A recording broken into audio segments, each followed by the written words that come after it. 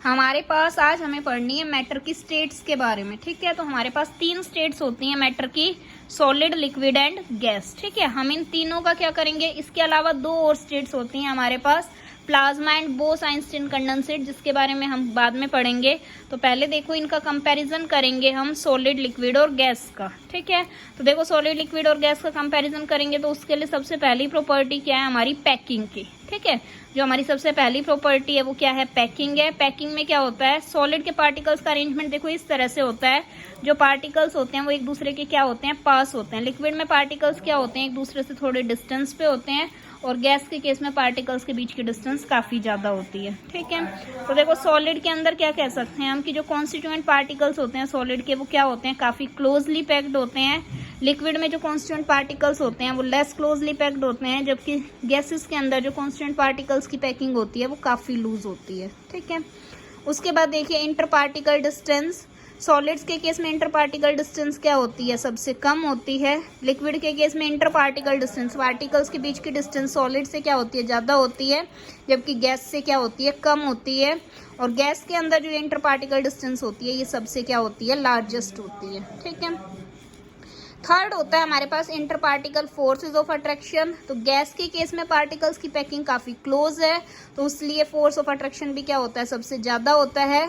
Liquid के case में solid से कम होता है, लेकिन गैस से क्या होता है, ज्यादा होता है, और गैस के केस में सबसे कम फोर्स ऑफ अट्रैक्शन होता है। ठीक है, नेक्स्ट आता है हमारे पास शेप एंड वॉल्यूम। तो शेप एंड वॉल्यूम के बारे में देखिए हम क्या कह सकते हैं कि सॉलिड्स जो होते हैं उनकी डेफिनेट शेप होती है और डेफिनेट वॉल्यूम होती है। ठीक है, लेकिन जो हमारे लिक्विड्स होते हैं उनकी डेफिनेट वॉल्यूम होती है लेकिन डेफिनेट शेप नहीं होती है। ठीक है, गैसेस की ना ही डेफिनेट शेप होती है और ना ही डेफिनेट वॉल्यूम होती है। ठीक है, fifth property is compressibility. Compressibility का क्या मतलब होता है, किसी भी चीज को दबाना। अब देखो सॉलिड्स क्या होते हैं, हमारे काफी हार्ड नेचर के होते हैं, तो सॉलिड्स हमारे कंप्लीटली क्या होते हैं, इनकम्प्रेसिबल होते हैं।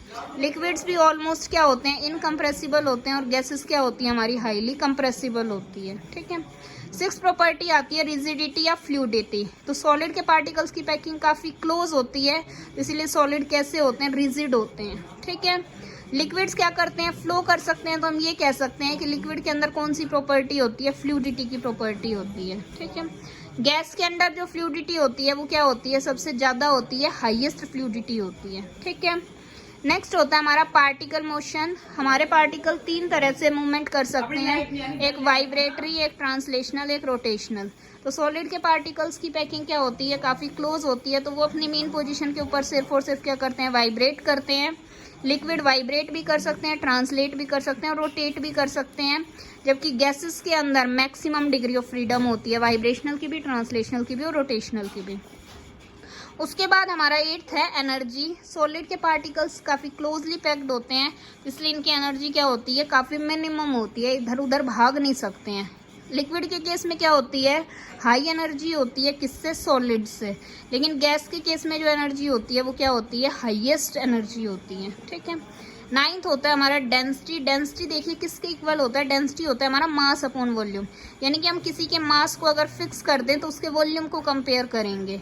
तो अगर हमने 10-10 पार्टिकल्स लिए तो 10 पार्टिकल सॉलिड में इस तरह से पैक्ड होंगे, लिक्विड में इस तरह से, और गैस के केस में इस तरह से। तो यहाँ पे हमारा वॉल्यूम क्या होगा, सबसे कम होगा।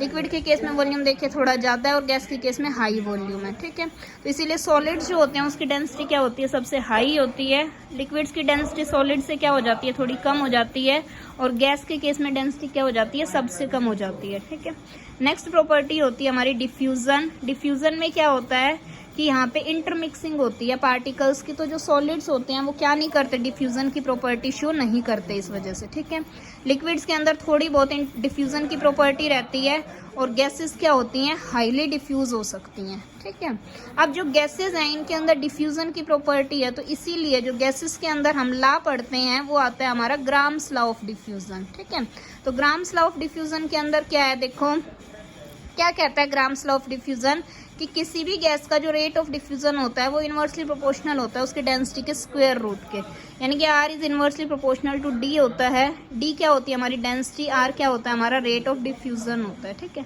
तो हमारी लाइटर गैसेस जो होती हैं वो तो इजीली डिफ्यूज कर जाती हैं, और जबकि जो हमारी हैवियर गैसेस होती हैं वो कम डिफ्यूज कर पाती हैं, ठीक है।